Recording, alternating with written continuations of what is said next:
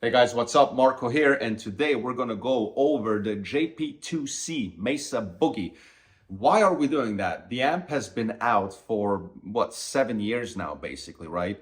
Well, here's the thing. I get asked a lot, Marco, what is an absolute must-have head? What is the one head you can't be without, And there's a few. I think there's 2, 3 heads that you gotta have, and of course everybody will have a different opinion. But the thing with Mesa Boogie is it's such a unique sound that, yeah, look, you gotta have a Marshall Jubilee or a JCM 800. You gotta have something Marshall in the house. We agree. Some people will argue you gotta have a 5150. You don't have an amp collection if you don't have a 5150. Other people will say, well, you gotta have a DeVille. I agree that DeVille is one of the best platforms for pedals ever, or any Fender amp for that matter. Some people will say you gotta have a Friedman. Some people will say you gotta have a Soldano. That's all good and great. But you know what? If we're really honest about it, a lot of these amps are based in some shape or form on a Marshall or on something else and tweaked and modified. Case in point, the 5150, case in point with the Friedman, etc., etc. Wonderful amps. I own them. They're phenomenal.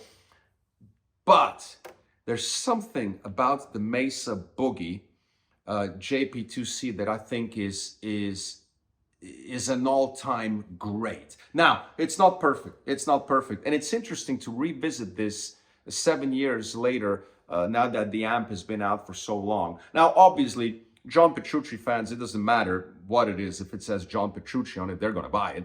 But we're looking at it from a neutral perspective. Here's the problem. Is it still worth it? Is it still worth it? Because now the amp is pushing an absolute insane price. It's at $4,000, which is insane. This amp, when it came out, was $25.99, went straight to $27.99 when I bought it, and then went to $3,000, and then $3,200 and $3,400. It basically went from $2,700 to $4,000 overnight. Now, I'm aware there's price increases on everything, the market, but this is freaking insane. It really jumped to an incredibly expensive price in a very short time. The problem is Mesa Boogie is also not helping itself with the overflow of it.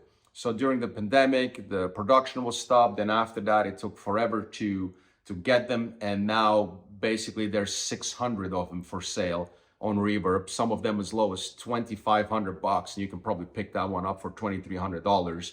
So if you know my videos, we always talk about value. And the key is, look, there's not really a big point of doing a sound test here. If you want to see what the amp can do, John already did the perfect review on it himself. But the key thing is value and what makes this head, if at all, still one of the best options on the market. So let's check it out. And this is what this sucker looks like delivered. Don't let the small box fool you. This box is 48 pounds. It is 48 pounds heavy. It is a heavy amp. Boxing it open, you'll realize you won't get much fanciness for $4,000. The cats will be excited as hell. So if you have cats, you know they love boxes. But really, at the end of the day, it's a box with a wrapped amp in it. Let's take the sucker out. And here it is in its full glory. And I'm not going to lie, it smells good. Gotta have the gear smell, right? Gearheads, you know what I mean. You might be new to this brand. Maybe you've played Mesa Boogie for, hundreds of years. But the one thing that's undeniable is the build quality of these things. I mean, this thing is like, what, a foot long, a foot wide, but weighs, 600 pounds. And that tells you something. So there's no confusion. The build quality, I own this amp. This amp here is actually going to go to Europe to my friend. And there's your cover. There's your manual, who needs manuals, and your board. It also comes with a 6-mile long MIDI cord. I personally am not a fan of this being MIDI connected, but that's John. He loves MIDI, and I get that. I went to Berklee College of Music too, and we were beaten into our soul that MIDI is the holy grail of everything. I don't know. The problem is These things break, they bend very easily. That's the reality of it. To have a MIDI out, which we'll get over in a second, which we'll go over in a second, that's one thing. I don't know why the board had to be MIDI, but again, he actually doesn't use this switchboard. He uses a multi-function MIDI board that he has hundreds of sounds pre-dialed in. So the MIDI out is pretty cool to have. But with respect to the amp, the build quality is absolutely incredible. It comes with the little, hand signed off inspection. You also have the serial on it. So this is I think the sequential. So this is the 2206th amp ever made. The knobs are top quality the way they feel. I love the aged white on the knobs. The faders, feel really resistant, top quality. Remember, this is a little bit of a best-of amp, Mark II, Mark IV, Mark V, and all of these Mark series that John has played his whole life. The sound, if you love it, you love it. If you hate it, you hate it. There's nothing in between. Either you live and die by Mesa Boogie or you don't. Bunch of little knobs. There's so much already on this amp on YouTube. It will be a waste of time to kind of go over everything, since there's a lot of great demos on the amp already. The thing that we're really after is the value proposition. And if we go to the back real quick, there's one thing that I want to point out, which is still to this day, 6 years, 7 years later, something that I think is incredibly kind of silly, and I don't get it why they did it that way, and the fact that they haven't changed it. So let's go over that. Okay, so here's the back, and let's go over a couple things. Again, build quality is absolutely flawless. You have, not going to spend too much time on it. This has all been covered in other videos. It is incredible the amount of options you have, but there are some things that I have to point out which really are just strange to me. So again, this is all good. Everything's good here. The build quality is great. The tubes are fantastic. Mesa tubes, sorry, not ELs. These are 6L6s that this amp comes with, and yep, it says 6L6. So I haven't lost my mind completely. If you have cats, they will go crazy. We love them. But hey, I'm doing a review. The first thing is, which is really awkward, if you're looking for any kind of plaques, they're always really hidden. And, there should be an actual year somewhere. I mean, God forbid, you can't find it. It's always on all the Mark series. And if you go by year, it's hidden in different spots and places. So if you want any kind of documentation, it's just incredibly hard to find. You basically have to take the amp apart. Hey, I'm doing a review here. The next thing is these jacks are spaced very closely together, and this is kind of weird because you have the send and return. I wished I was a little bit more separated out, because if you accidentally, remember, plug this into the wrong thing, especially with the ohms or send and returns, and the amp isn't connected to a cap. I'm not going to get into much detail, but for you guys who know, you know what I'm on about. This can be potentially disastrous. So I feel they should have really put the send and return a little bit more separate. And in the dark, I play this amp live. Like I said, I own mine for many years now. You've seen it in my videos. It's really, just be careful. Be very careful where you plug things in. It can be potentially a headache. I love the 60 and 100 watt switch. This never made sense to me. Why from 60 to 100? Because this connects to tubes. It should, and then it's wired in a way where it still gives you 60 watts. It should just drop to 50 or 25. Or if you're going to put an attenuator in, just do a gradual one, like the Marshall YJM and the Marshall Slash AFD have, which is so great. So this to me is kind of why, what you're going to do is you're going to put it on 100 watts and then buy one of these. And these are absolutely incredible for the money. The JHSs, they're truly spectacular. You put it at the end of your chain, and that way you can have the amp at a high setting and get the full glory sound of it. Even if you look at my pedal here, that's connected to the DeVille, which I use for recording outside of the stuff I have at the studio. I put the Another wonderful JHS right here at the end of the effects loop, and it's really, really, really amazing. It is one of the best attenuators you can have. Remember that attenuators can have a little bit of an impact on your tubes and the overall amp. Excuse me, but it doesn't matter. They're here to be used and abused. Beat the hell out of them. This amp is going to outlive you anyway, so it doesn't really matter. And then the thing that truly is mind-boggling to me, and that I actually think truly sucks because it makes it completely useless, is the fact that these three reverbs, while they're great that you have three reverbs per channel, they're pre-effects loop, which makes absolutely zero sense. Now, personally, and again, this is just me personally, I never use the reverb of the amp anyway, because that's basically you're locked in with the reverb sound. But at least on other heads, on pretty much every head I own, whether it's the HJS, the Marshall, the 5150, it's post-effects loop so that you can actually use it. Otherwise, this will reverb everything you do send in the effects loop. And so it makes absolutely no sense. One thing that the Marshall HJS figured out, what Satriani did, really, really smart, is he just took the reverb out and put gates there, which makes much more sense. To have reverb on an amp is kind of silly anyway, because there's so many different reverbs you're going to use. And again, we're back to, you know, look at this. I have an MXR here. I might switch it to the Boss one. And if we go to the other pedal again, here I use the actual Boss reverb. And I have 600 reverb options for $50 versus, you know, the amp reverb to me is so dated.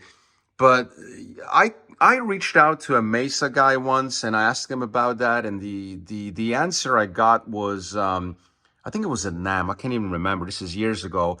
And I know they get a lot of questions about this and have gotten a lot of questions about it. But the answer I've gotten is, well, you know, if we do it the other way, it's not a mark anymore. And that's kind of stupid because this isn't a mark anyway. This is a heavily modified mark, you know, that has two EQs instead of one, and different circuitry and different sound and all this MIDI and switches that, you know. So if you're going to make it a signature model, then to give me the answer that this then stayed traditionally, I don't buy it. It's a bullshit answer. The thing is, you guys just kind of missed it, and it makes no sense. And I promise you, it doesn't make sense even to John Petrucci. Why you would have a reverb pre-effects loop is just so renders it completely useless if you run things through here, because it reverberates the very thing you don't want to reverberate, you know, choruses, delays, maybe post, the gains, etc. So it's silly, and it's just what it is. So really keep that in mind. You have 3 reverbs per channel, but most of you who use this amp are probably going to keep this on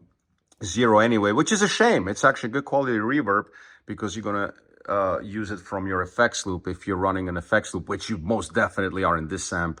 This clean channel is a glory for pedals. So keep that in mind. These 2 switches, I can tell you from experience, are useless.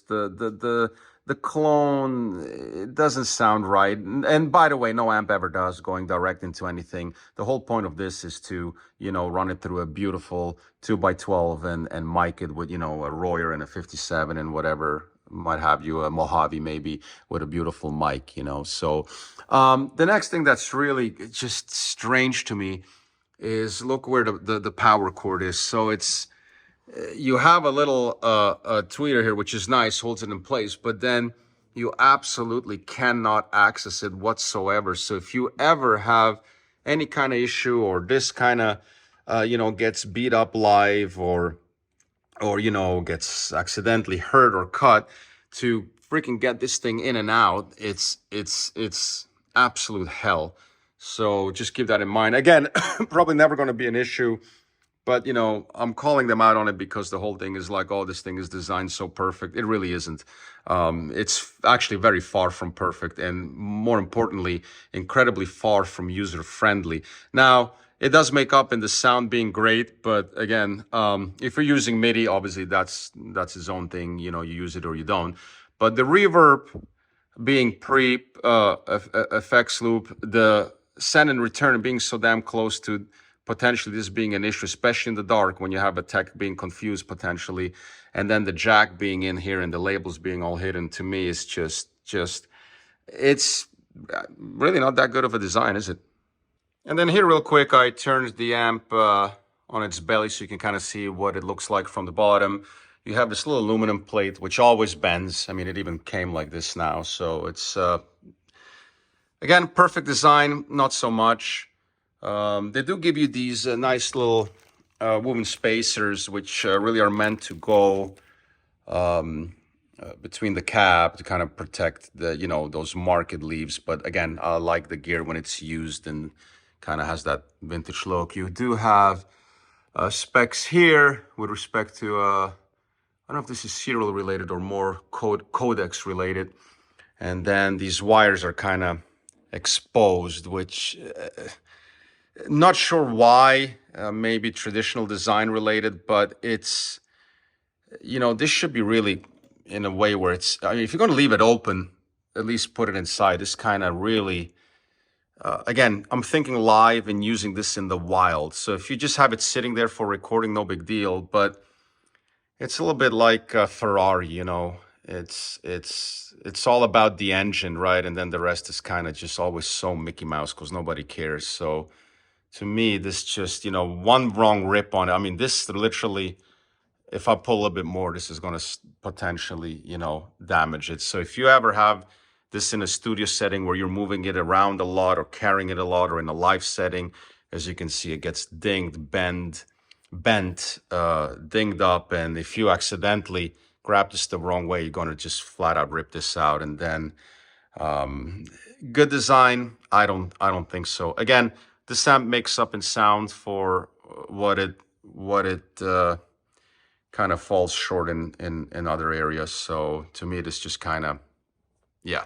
And if you actually want to find the date when it's made, it's in there. So it's very hard to see. It's hand scribbled. So this amp, even though it was shipped brand new in 2024, is actually from August 22. So you can see that we're really trying to start getting production going from post-pandemic, before they overflooded the market, I should say. So this amp officially, and again, I apologize for kind of Alexa stop the but if you can see it, I'm trying to get in there. It is 811.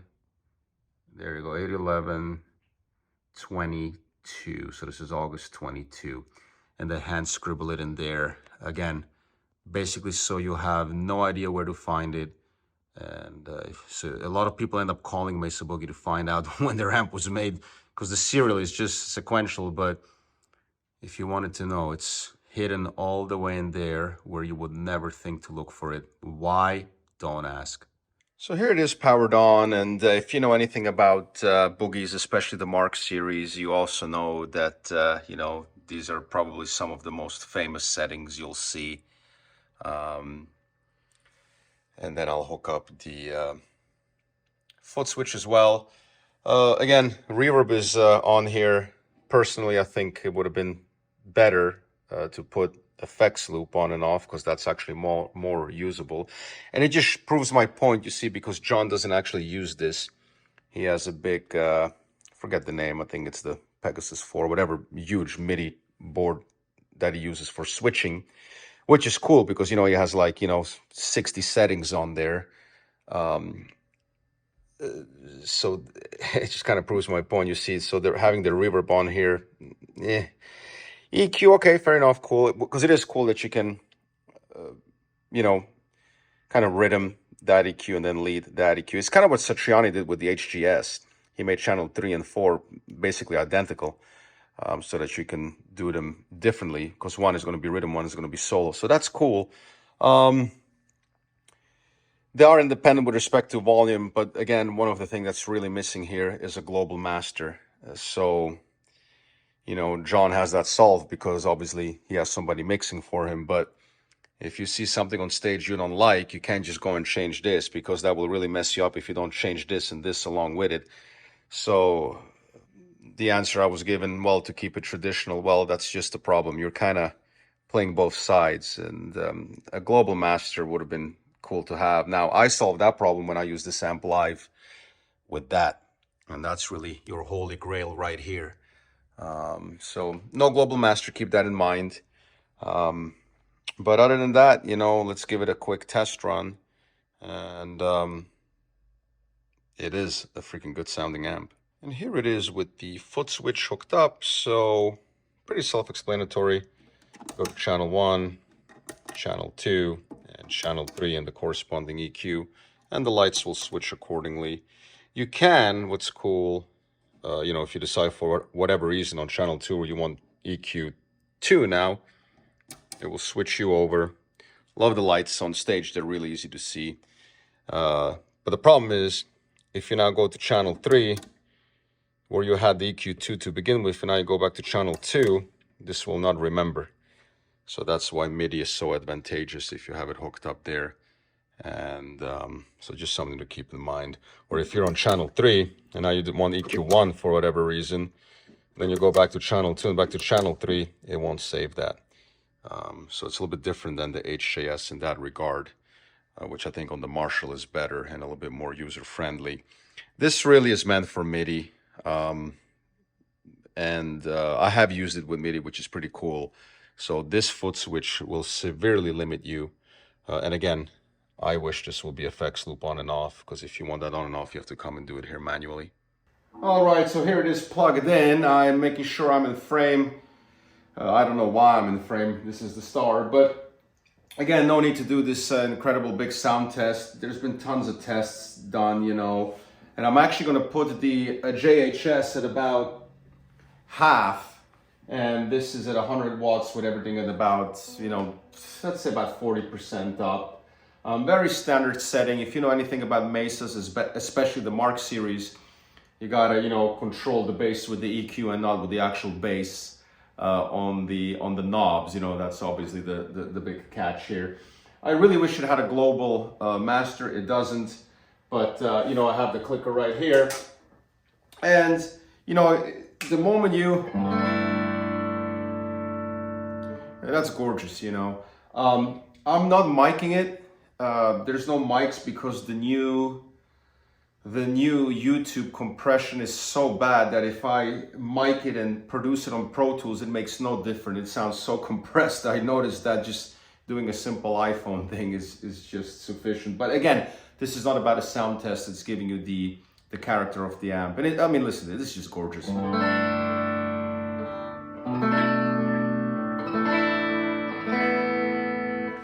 Put a little chorus on that.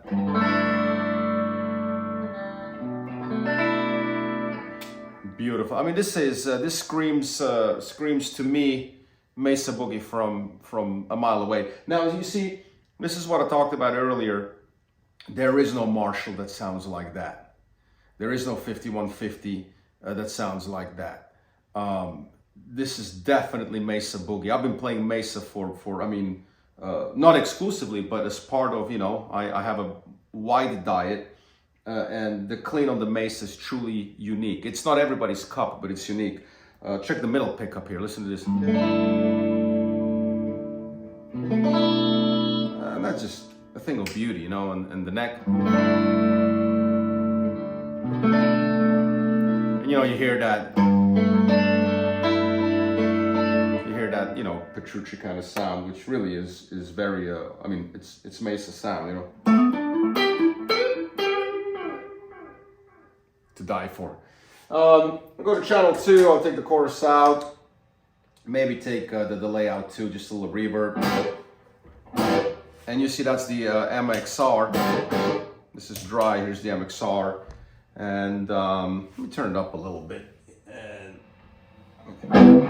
yeah, it's beautiful. I mean, again, Mesa Boogie, you know, you gotta give him that. 3 notes and you know it's a Mesa Boogie, you know.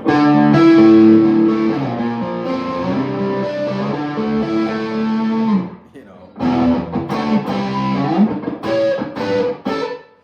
Just beautiful. And mind you, this is going through a Marshall 112. I don't even have my 212s here. They're all in the studio. And this is the British 112, the one that's now at $1,100 fucking dollars in the US, you know, with a V-type speaker. It's not even a real 2x12 that I'm running. Next week I'm gonna put the 2x12 here again when I bring my own Mesa back here, my JP2C in. But it's just, listen, it's beautiful.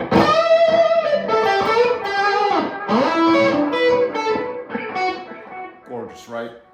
And then here on channel 3, put the noise gate on a little bit, the Boss NS2, and now you really get that very famous Mark tone, very, again, Petrucci-like. I don't like to say, you see, with most guitar players you associate the amp with the player. This is a little bit of reverse. Here you associate the player with the amp, because this Mesa sound has been around forever, but it's gorgeous. Listen to this. You know, and especially if you're after specifically that Petrucci sound. I'm not after Petrucci sound. I love this amp because it has the 2 EQs and a lot of add-ons that the regular Mark 2, 4, and 5s don't have. You know? But if you're after that, if you are after that Petrucci sound, this will get you very close, especially if you're playing a Majesty with the Rainmaker, Dreamcatcher, and all those pickups, which will sound so beautifully dark and muddy. And I don't mean muddy in a bad way. I mean that in that beautiful Mesa muddy way that I love so much. Like this, you're like. You see, the moment you go to these notes here, that's Mesa from a mile away.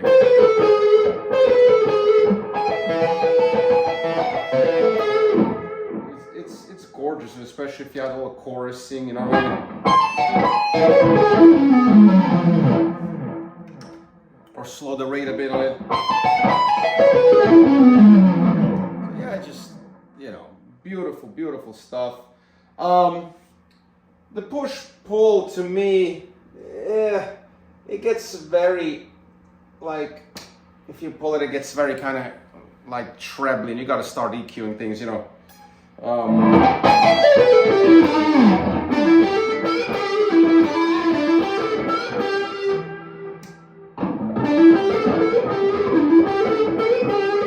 You see how pushing it out is basically, to me, just kind of boosts the presence. Really, it's a little gimmicky, but you know, that's what these things do. So it's really, really, it's a beautiful sound.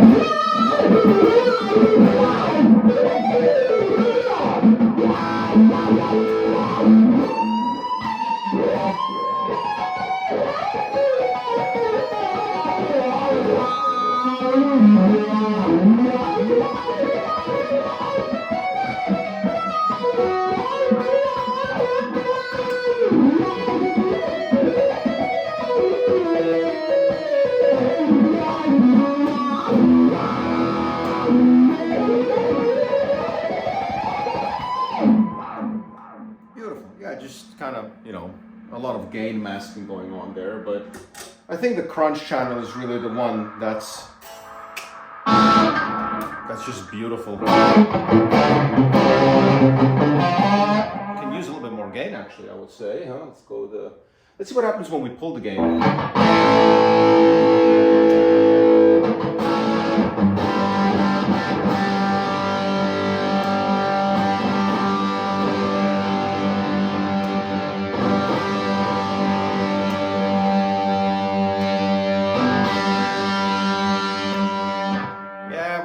Presence, it kind of gets, you got to start then changing other settings, but the rhythm is cool. And you know, this Bill Lawrence isn't, make sure I'm in frame, excuse me, this Bill Lawrence isn't even, I mean, it's really a shitty pickup, and the amp is totally making me sound better. So yeah, good stuff.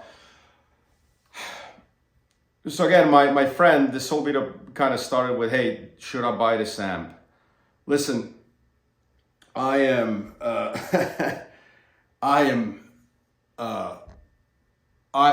can recommend this amp. It's a great amp. It is great, yeah. It's more than really good, but it has a lot of flaws. The reverb being more or less useless because there's nobody, listen, don't argue. There's nobody that's going to play this without the effects loop. Okay, so let's not kid ourselves. You're not going to buy this and play without the effects loop. So that reverb is useless to you. The jacks, okay, you can argue because it's a smaller size. There's no global master. You know, a couple other little things. The big thing is value, and the price on these is a fucking insult. I can not recommend this amp in any good conscience for $4,000. And that's just why, even though I'm wearing a Gibson custom shirt because I have a lot of friends there, but you see, that's just a problem. And this isn't inflation. This is not inflation. This amp should be, if you look at any other gear, this amp should be $34.99 right now. This is Gibson being Gibson. And I'm not gonna get into that because otherwise language will get real foul, but the amp was $27.99 and basically then it went to 30 to 34, 37, now it's freaking $4,000. And I don't mind that Gibson bought them, you know, listen, a lot of people, you know, who cares? Who cares who owns them? As long as they're made in the USA and they're made great, they're good amps, but this is not a $4,000 amp. This isn't even close to a $4,000 amp. If you're gonna buy a $4,000 amp, then you can get much more exclusive stuff. And the problem is you got literally 67 of those on Reverb going for $2,500. You can probably give that guy an offer for 23 and he'll give it to you. There's no way on God's green earth this is a $4,000 amp. This isn't John's fault, this isn't Mesa's fault, but this also isn't inflation. This is just being downright stupid. And they're not selling them. They're sitting, and I trust me, this isn't me making stuff up. I know these store owners. I talk to them. They can't move them. They cannot move them, man. $4,000 for this with tax, you were what, $4,300, $4,400 depending. In Europe, this is basically, I mean, you can buy a house for it. It's a really good amp. I think they could improve it a little bit in certain things. I get it why they're not. You kind of stuck with. I get it. Listen, but it's not a $4,000 amp. The price of these things is absolute insanity. But buy one used. They're all mint anyway. People don't gig them. Not all of them do. You can get this for literally $2,300 used, just like new. I looked at the used ones on Reverb. They're all freaking like new and there's no way in hell. Unlike other gear where I can look you in the eyes and be like, nah, that's worth $4,000. Buy it. This ain't it. And it'll be interesting to see what they're going to do about that, because I can tell you they're not selling a lot of them for $4,400, especially with way better, with you know, if you get into the $4,000 range for a head, there's going to have to be a little bit more X factor in there, you know. So for $27.99, this was perfect. And with inflation, this amp today should be at $32.99, $34.99.